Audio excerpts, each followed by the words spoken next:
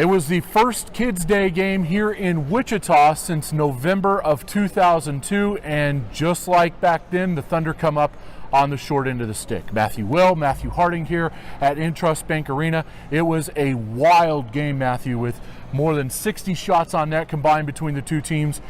Utah gets out of here with a 5-4 victory. I think just about every game with Utah this year is going to feel just like this. It felt like this Sunday. It felt like it today. Back and forth, back and forth.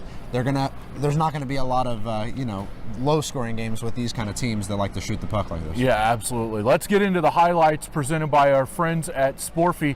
And for the first 8.5 minutes, this was a raucous crowd of over 5,000. It would be Caleb Herbert who got Utah on the lead with a nice shot over the shoulder of Stuart Skinner, and that gave Utah a 1-0 lead. Wichita would come back about a minute later with Matt Schmalz on a sharp angle shot. He gets his first of the year with help from Jacob Stukel and Dylan LeBay, and that tied the game up at 1. Would stay 1-1 for about 30 seconds or so, and then Steven Jacobellis fired his second goal of the season by Joe Canada, and that gave Wichita a 2-1 lead. Couldn't hold on to it though, as Tim McGauley snapped a laser of a shot over the shoulder of Stuart Skinner with help from Ryan Miziak. Utah and Wichita tied at 2 in the mid stages of the first, and it felt like then, you and I were sitting up there working the game, and it felt like a 12-round prize fight offensively. Who was going to get the last goal? That's a great way to put it. It felt like just about every shift that came on had another offensive chance and put it just about in the back of the net. It would stay 2-2 for a little while longer. Ralph Kademi scoring his third and second in the consecutive games, help from Colin Larkin, and that gave Wichita a 3-2 lead going into the first intermission. And then in the second, Jake Marchment with help from Ryan Walters and Austin Carroll gives Utah back on level footing at 3-3. Travis Brown would add his second of the season, and that gave Wichita a 4-3 lead. But here comes Utah again, right back off the mat, and they level the game at 4. We didn't even have time to write down when we were trying to jot down our notes. They were taking every advantage to come out and find any sort of downfall from the other team, and they let that celebration last 30 seconds too long. Nolan DeJong added his first of the year at 5:39 of the third period, and then Jake Marchment scored with about 100 seconds left, and that gave Utah a 5-4 win. And a lot of those were just defensive breakdowns. They lost where the puck was, and all of a sudden it's in the back of the net. And Wichita Thunder head coach Malcolm Cameron, as you're about to hear, is not very happy with this team after this performance on Wednesday.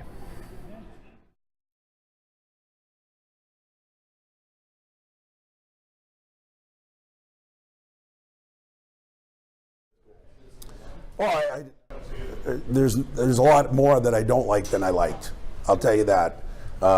We scored 3 goals by committing to good defense, which led to good offense. And after that point, we played reckless. We played high risk.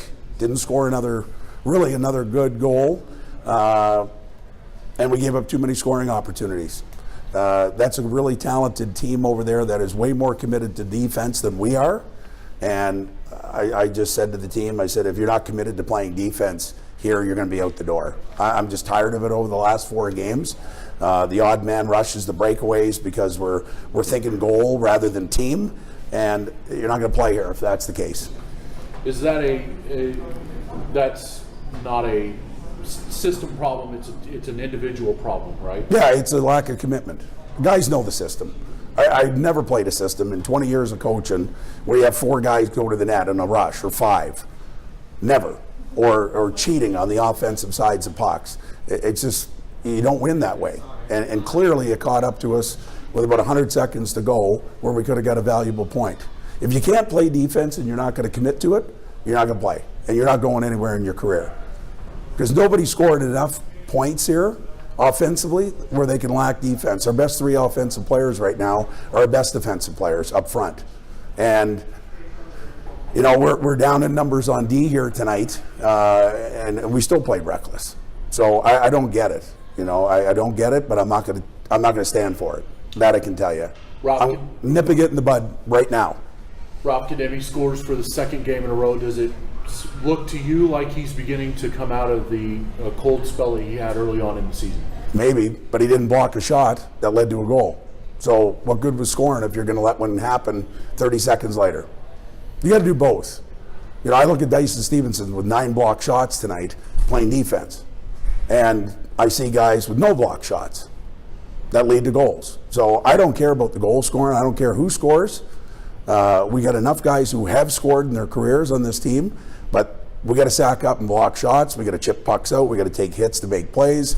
We put pucks in risky areas, and we got to just play overall better commitment to defense. So look at the final stats. Wichita again with just about 20 shots on goal, 23 to be exact. Utah with 40. Wichita continues to remain 0-4 at home on the power play, going 0-for-4 this afternoon, but the penalty kill really tightened up after allowing 3 power play goals on Sunday to Utah.